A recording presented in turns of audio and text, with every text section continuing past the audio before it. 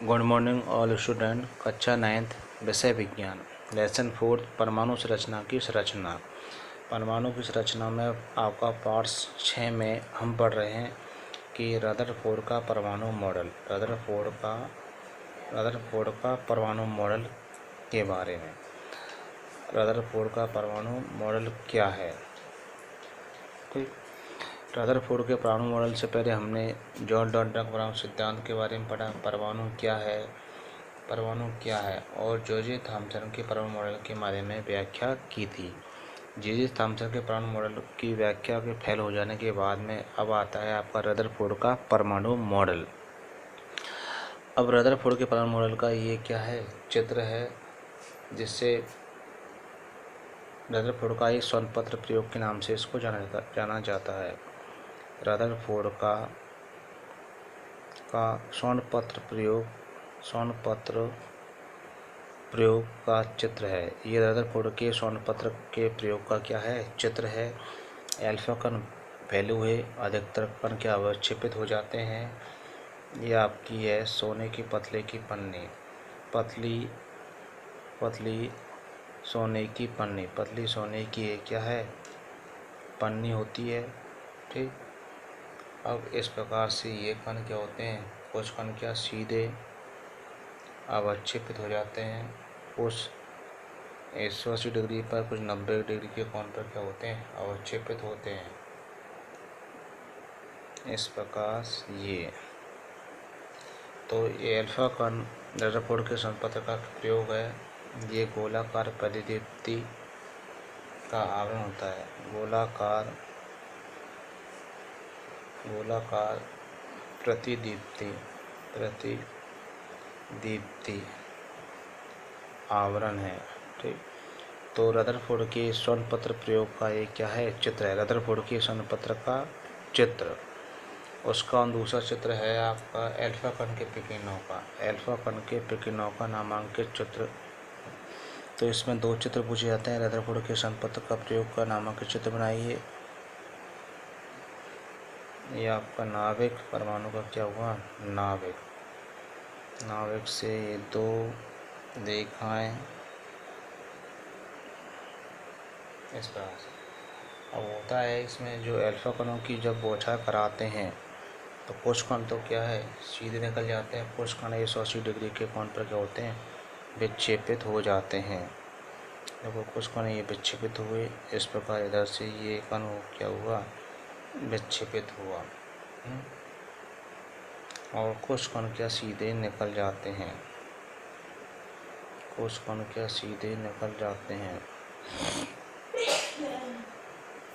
इस प्रकार ये कण क्या है, सीधे निकल गए, ये इधर गए, ये कण इधर निकल गए।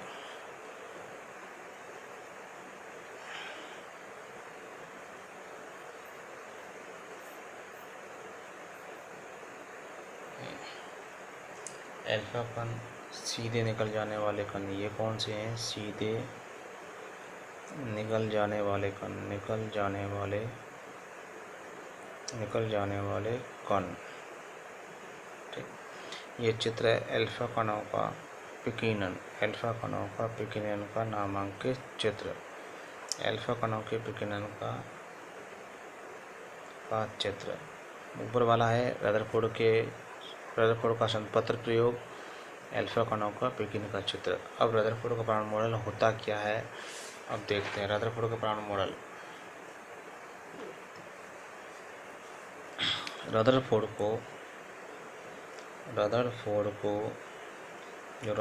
है, अर्नेस्ट रदरफोर्ड को नाभिकीय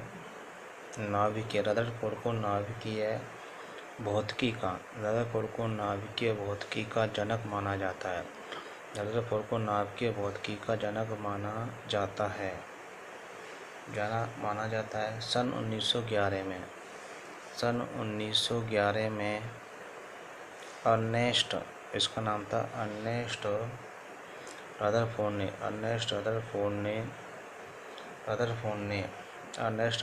ने नाभिक की खोज की। तो इसको नाभिक की भौतिकी का जनक माना जाता है। सन 1911 में अर्नेस्ट रदरफोर्ड ने नाभिक की खोज की। अर्नेस्ट रदरफोर्ड ने नाभिक की खोज की तथा परमाणु के भीतर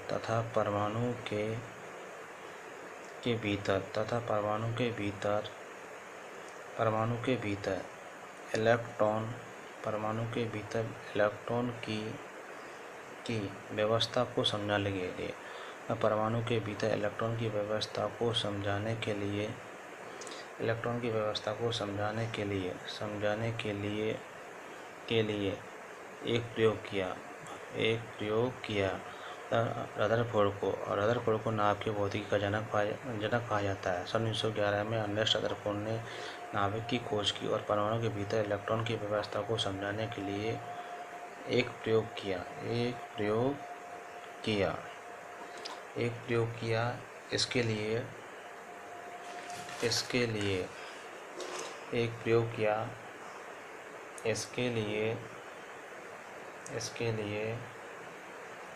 उन्होंने सोने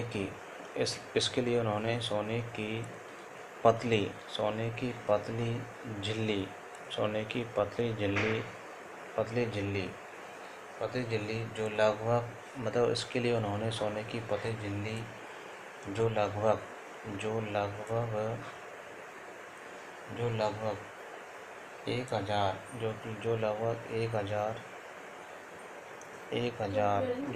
1000 परमाणु के बराबर थी।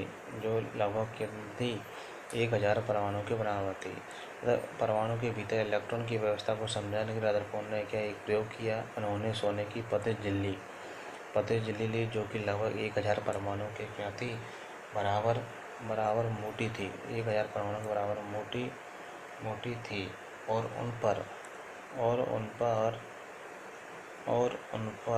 अल्फा कणों की बौछार करवाई। मतलब 1000 जो परमाणु के बराबर मोटी झिल्ली थी पतली सोने की, उस पर अल्फा कणों की उसने क्या बौछार कराई। अब जो ये अल्फा कण होते हैं वह हीलियम के होते हैं 2He4। अल्फा कण 2He4 हीलियम के क्या होते हैं, कण होते हैं। अल्फा कण हीलियम के क्या होते हैं, कण होते हैं। उनकी उसने क्या करवाई, बौछार करवाई। ठीक। अब सोने की झिल्ली के चारों ओर और सोने की झिल्ली के चारों ओर सोने की झिल्ली के चारों ओर ZnS जिंक सल्फाइड का लेपन कर दिया। सोने की झिल्ली के चारों ओर जिंक सल्फाइड का लेपन कर दिया। सोने की झिल्ली के चारों ओर क्या जिंक सल्फाइड का क्या लेपन कर दिया।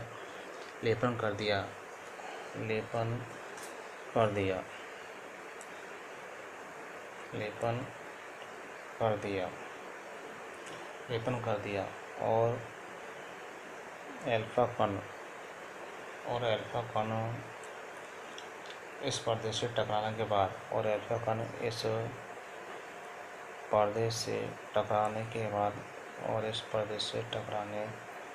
के बाद प्रतिदीप्तन मतलब एक चमक उत्पन्न करते हैं। और सोने की पतली झिल्ली पर उसने अल्फा कणों की बौछार कराई। अल्फा कण जो होते हैं हीलियम के क्या बने होते हैं। अब सोने की झिल्ली के चारों उसने जिंक सल्फाइड का क्या लेप कर दिया और अल्फा कण इस पर से टकराने पर एक प्रतिदीप्तीय चमक क्या उत्पन्न करते हैं। जिन्हें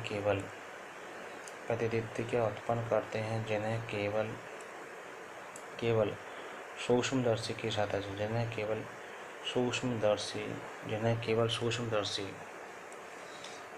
से देखा जा सकता है। जिन्हें केवल सूक्ष्मदर्शी की सहायता से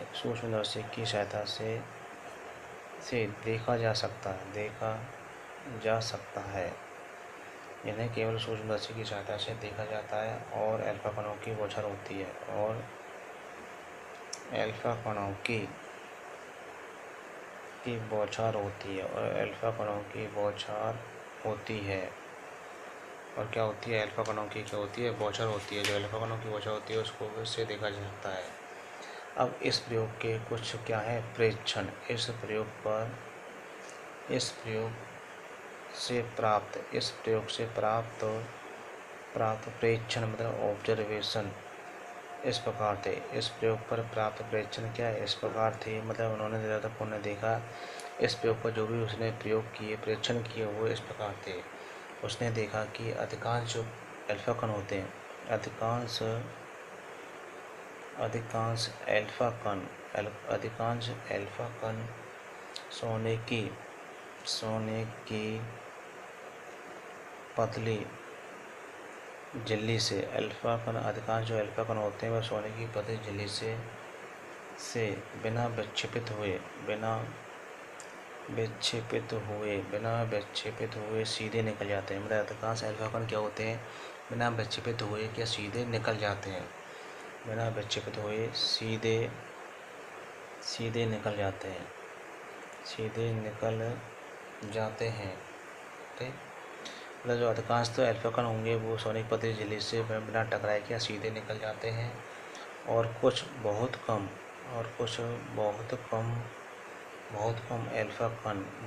जो अल्फा कण कुछ अंश कोण से कुछ अल्फा कण जो होते हैं बहुत कम कुछ अंश कोण से क्या होते हैं, विक्षिप्त होते हैं। बहुत कम अंश कोण से क्या होते हैं, विक्षेपित हो गए। मतलब कुछ तो क्या है सीधे निकल गए, कुछ जो अल्फा कण होते हैं बहुत अंश कोण से क्या विक्षेपित हो जाते हैं। तीसरा है 20,000 कणों में से 20,000 अल्फा कणों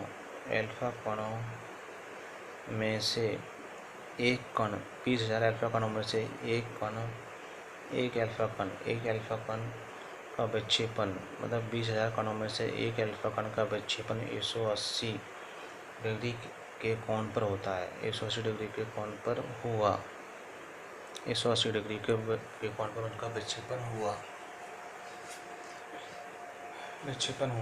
इस प्रयोग से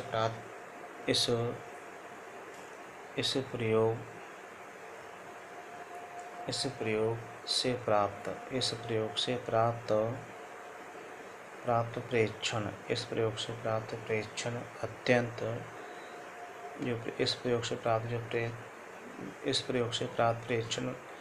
प्रेक्षण अत्यंत क्या थे, अनपेक्षित थे। इस प्रयोग से जो प्रेक्षण उसने प्राप्त किए वो क्या अचंभित थे और आशा के क्या थे, विपरीत थे। अब इन प्रेक्षणों के आधार पर उसने क्या, इन प्रेक्षणों के आधार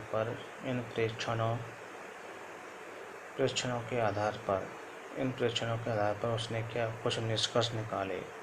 जो भी उसने प्रेक्षण करे उनके ऊपर निष्कर्ष क्या निकाले, रदरफोर्ड ने प्रेक्षणों के आधार पर कुछ निष्कर्ष निकाले। पहला निष्कर्ष यही था कि परमाणु का अधिकांश भाग क्या होता है, खोखला होता है। परमाणु का अधिकांश भाग खोखला होता है। परमाणु का अधिकांश भाग क्या होता है, खोखला और आवेशहीन होता है। परमाणु का अधिकांश भाग खोखला व आवेशहीन होता है, इसलिए अल्फा कण सीधे निकल गए।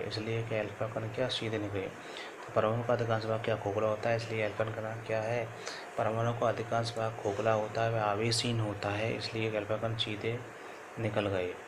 ठीक, कुछ अल्फा कण विक्षेपित हो जाते हैं। दूसरा ये निष्कर्ष था, कुछ अल्फा कण विक्षेपित हो जाते हैं। उसने देखा कि कुछ कण क्या अल्फा कण क्या विक्षेपित हो जाते हैं। अब इसलिए निश्चित है विक्षेपण उनका, इसलिए निश्चित है कि उन पर प्रबल प्रतिकर्षण बल, कुछ कण क्या विक्षिप्त हो जाता है तो उन पर प्रतिकर्षण बल लगा होता है, उन पर क्या लगा रहता है, प्रतिकर्षण बल लगा होता है। अतः समस्त धनावेश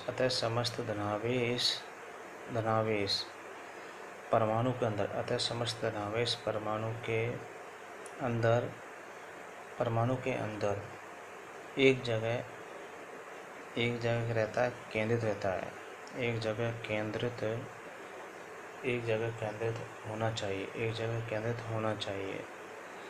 तो उस प्रयोग परीक्षणों के निष्कर्ष थे कि अल्फा पर कुछ अल्फा कण क्या विक्षेपित हो जाते हैं क्योंकि उन पर प्रतिकर्षण बल क्या लगा होता है। अतः समस्त जो धनावेश होता है वह परमाणु के अंदर एक जगह क्या होना चाहिए था, केंद्रित होना चाहिए। मतलब संपूर्ण जो खोखला भाग है उसका धनावेश परमाणु के एक जगह केंद्रित होना चाहिए था। तीसरा है परमाणु में धनावेश का आयतन उसके कुल आयतन की तुलना में क्या होता है, बहुत कम होता है। परमाणु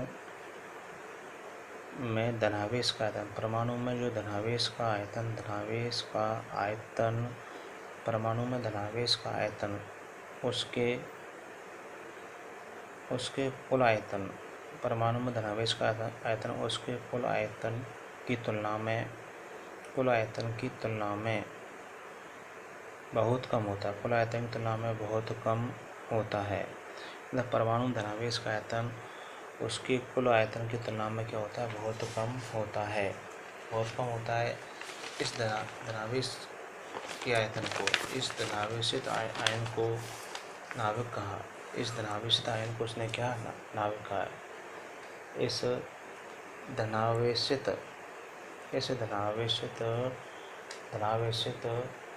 आयतन को, इस धनावेशित आयतन को रदरफोर्ड ने नाभिक कहा। अब परमाणु का जो व्यास होता है, परमाणु का व्यास लगभग 10⁻10 मीटर होता है, जबकि नाभिक का जो व्यास होगा, नाभिक का व्यास होता है 10⁻15 मीटर होता है, 10⁻15 मीटर होता है। नाभिक का व्यास 10⁻10 मीटर होता है, जबकि परमाणु का व्यास का 10⁻15 मीटर होता है। उपयुक्त निष्कर्षों के आधार पर, उपर्युक्त 3 निष्कर्षों के आधार पर, उपयुक्त 3 जो निष्कर्ष निकाले उसके निष्कर्षों के आधार पर रदरफोर्ड परमाणु के ने मॉडल पर सिद्ध किया। पहले परीक्षण करें, परीक्षण के आधार पर क्या निकाला, निष्कर्ष निकाला, निष्कर्ष के आधार पर उसका मॉडल के मुख्य बिंदु। तो मॉडल के आप आते हैं मुख्य बिंदु। तो रदरफोर्ड के परमाणु के मॉडल के जो मुख्य बिंदु हैं वो इस प्रकार हैं। पहला है परमाणु का संपूर्ण धनावेश, परमाणु का संपूर्ण धनावेश तथा द्रव्यमान, परमाणु का संपूर्ण धनावेश व द्रव्यमान उसके नाभिक के मध्य केंद्र चाहिए। मतलब वो कह रहा है कि परमाणु का संपूर्ण धनावेश व द्रव्यमान उसके मध्य में क्या होता है, नाभिक में केंद्रित होता है, नाभिक में क्या होता है, केंद्रित होता है। ठीक, तो परमाणु का संपूर्ण धनावेश द्रव्यमान उसके नाभिक में केंद्रित होता है। दूसरा है परमाणु का अधिकांश भाग क्या होता है, रिक्त होता है। परमाणु का अधिकांश भाग क्या होता है, रिक्त होता है। अब परमाणु का अधिकांश भाग रिक्त होता है जिसमें इलेक्ट्रॉन वृत्ताकार पथों में तीव्र गति से घूमते हैं। इलेक्ट्रॉन वृत्ताकार पथों में क्या तीव्र गति से घूमते हैं, जिसको उसने क्या है, कच्चा कहा। तो परमाणु का अधिकांश भाग क्या है, रिक्त है, और इलेक्ट्रॉन वृत्ताकार पथ के चारों घूमते हैं, जिसको उसने कच्चा या कोष कहा। तीसरा मुख्य बिंदु है परमाणु विद्युत उदासीन होता है। परमाणु विद्युत उदासीन होता है। परमाणु कैसा होता है, विद्युत उदासीन होता है। अतः निश्चित रूप से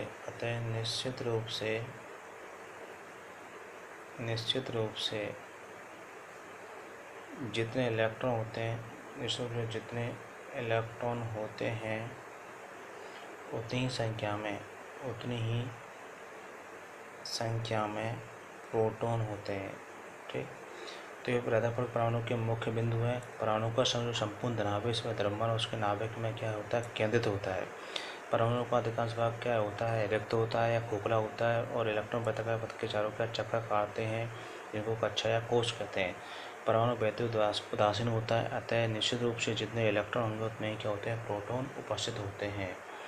जैसे कि परमाणु का ये क्या हुआ, नाभिक, ये परमाणु का क्या है, नाभिक, नाभिक, इसको क्या बोलते हैं, परमाणु का नाभिक। और नाभिक जितने रूप से संबुद्ध नाभिक से नाभिक के अंदर क्या देता है, जितने इलेक्ट्रॉन होंगे उतने क्या होते हैं, प्रोटॉन उपस्थित होते हैं, इसलिए परमाणु को वैध उदासीन कण क्या माना गया है, उदासीन माना। अब रदरफोर्ड परमाणु मॉडल की कमियाँ, रदरफोर्ड परमाणु मॉडल की कमियाँ, क्या क्या कमी, रदरफोर्ड परमाणु मॉडल की क्या क्या कमियाँ हैं। तो पहली कमियाँ ये रही रदरफोर्ड की, यह परमाणु के स्थायित्व को नहीं समझा सका। रदरफोर्ड परमाणु के स्थायित्व को नहीं समझा सका। रदरफोर्ड परमाणु के स्थायित्व की व्याख्या नहीं कर सका। रदरफोर्ड जो है वह परमाणु के स्थायित्व की व्याख्या नहीं कर सका। दूसरा है परमाणु की इलेक्ट्रॉन, परमाणु की इलेक्ट्रॉन संरचना को, परमाणु की इलेक्ट्रॉन संरचना को स्पष्ट नहीं कर सका। परमाणु की इलेक्ट्रॉन संरचना को स्पष्ट नहीं कर सका। जो परमाणु की इलेक्ट्रॉन संरचना है उसको स्पष्ट नहीं सका। मतलब परमाणु की इलेक्ट्रॉन संरचना को स्पष्ट नहीं कर सका। जैसे कि मैक्सवेल के सिद्धांत के अनुसार, मैक्सवेल के सिद्धांत के अनुसार जब कोई इलेक्ट्रॉन वृत्ताकार पथ पर, वृत्ताकार पथ पर क्या करता है, इलेक्ट्रॉन गति करता है। इलेक्ट्रॉन वृत्ताकार पथ पर क्या करता है, गति करता है। अब जब लगातार वृत्ताकार पथ पर क्या करेगा, इलेक्ट्रॉन वृत्ताकार पथ चारों गति करेगा तो ऊर्जा की कमी होगी। वह ऊर्जा उत्सर्जित करेगा कि नहीं करेगा, मतलब लगातार ऊर्जा का क्षय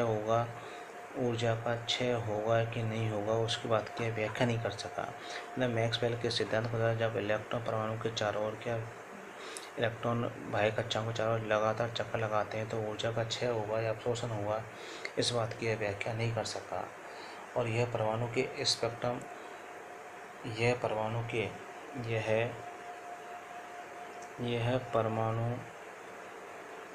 परमाणु के स्पेक्ट्रम तथा एक कक्षा में उपस्थित इलेक्ट्रॉन की संख्या, मतलब ये परमाणु के स्पेक्ट्रम और एक ही कक्षा में इलेक्ट्रॉन की संख्या के बारे में और व्यवस्था में उसको नहीं समझा सका। मतलब मैक्सवेल सिद्धांत के अनुसार परमाणु जब बाह्यतम कक्षा के चारों लगातार जब चक्कर लगाता है तो ऊर्जा का उत्सर्जन होगा कि नहीं होगा, उसकी व्याख्या नहीं कर सका। एक परमाणु के स्थायित्व की व्याख्या नहीं कर सका। परमाणु इलेक्ट्रॉन संरचना के बारे में स्पष्ट नहीं कर सका। और परमाणु के स्पेक्ट्रम तथा एक ही कक्षा में इलेक्ट्रॉन की संरचना के बारे में व्याख्या नहीं कर सका, जिस कारण से ये नियम क्या हो गया, फेल हो गया। तो हमने आज की वीडियो में रदरफोर्ड के परमाणु मॉडल के बारे में पढ़ा था। रदरफोर्ड का परमाणु मॉडल के स्वतंत्र प्रयोग, अल्फा कणों का विकिरण प्रयोग का चित्र, दोनों चित्रों को आपको रफ में बार बार बना के अभ्यास करना है। ठीक, तो रदरफोर्ड को नाभ के भौतिकी का क्या माना जाता है, जनक माना जाता है। अब रदरफोर्ड के स्वतंत्र प्रयोग के आधार पर उसने कुछ प्रेक्षण लिए थे। रदरफोर्ड ने स्वतंत्र प्रयोग के आधार पर कुछ प्रेक्षण निकाले। उसमें 3 प्रेक्षण प्रयोग हैं। कुछ अधिकांश सोने की पतली झिल्ली पर बिना विक्षेपित हो जाते हैं, तो कुछ सीधे निकल जाते हैं, और कुछ विचार कणों में से एक कण ऐसा वापस आता है। इन परीक्षणों के आधार पर उसने निष्कर्ष निकाले। अब निष्कर्ष में यही है कि परमाणु का अधिकांश भाग खोखला होता है, आवेशहीन होता है, इसलिए अल्फा कण सीधे निकल जाते हैं। कुछ कण विक्षेपित होते हैं क्योंकि उन पर प्रतिकर्षण बल लगा होता है, इस कारण विक्षेपित होते हैं। और समस्त जो धनावेश परमाणु के अंदर क्या होना चाहिए, केंद्रित होना चाहिए था। और निष्कर्ष में ये है कि परमाणु में धनावेश का आयतन उसके कुल आयतन की तुलना में बहुत कम था। तो पहले प्रेक्षण कितने, इसके 3 प्रेक्षणों के आधार पर उसने 3 निकाले, निष्कर्ष निकाले। उसके बाद में रदरफोर्ड के परमाणु मॉडल की उसने व्याख्या की। व्याख्या में रदरफोर्ड के परमाणु मॉडल की व्याख्या पूछी तो उसके मुख्य बिंदु आपको लिखने होते हैं। 3 मुख्य बिंदु होते हैं, 2 उसकी क्या होती हैं, कमियाँ होती हैं। इस प्रकार से रदरफोर्ड के परमाणु मॉडल की क्या होती है, व्याख्या होती है। अब कमियों में यह है कि परमाणु के स्थायित्व को नहीं समझा सका, परमाणु के स्थायित्व की व्याख्या नहीं कर सका। दूसरी, परमाणु की इलेक्ट्रॉन की संरचना किस प्रकार से होगी कि नहीं होगी उसकी व्याख्या नहीं कर सका। और मैक्सवेल के सिद्धांत अनुसार जब कोई इलेक्ट्रॉन बाह्य कक्षा में लगातार गति करता है तो ऊर्जा का उत्सर्जन होगा कि अपसर्जन होगा, इस बात की व्याख्या नहीं कर सका। और परमाणु के स्पेक्ट्रम तथा एक ही कक्षा में इलेक्ट्रॉन की संरचना के बारे में, व्यवस्था के बारे में यह नहीं बता सका, जिसके कारण यह नियम क्या हो गया, फेल हो गया। और फेल होने के बाद अगला नियम आपका आएगा नील्स बोर का परमाणु मॉडल। तो आज की वीडियो में हमने रदरफोर्ड के परमाणु मॉडल के बारे में व्याख्या की। जो भी वीडियो हम भेज रहे हैं उसको ज़्यादा लाइक करें, सब्सक्राइब करें। Thank you.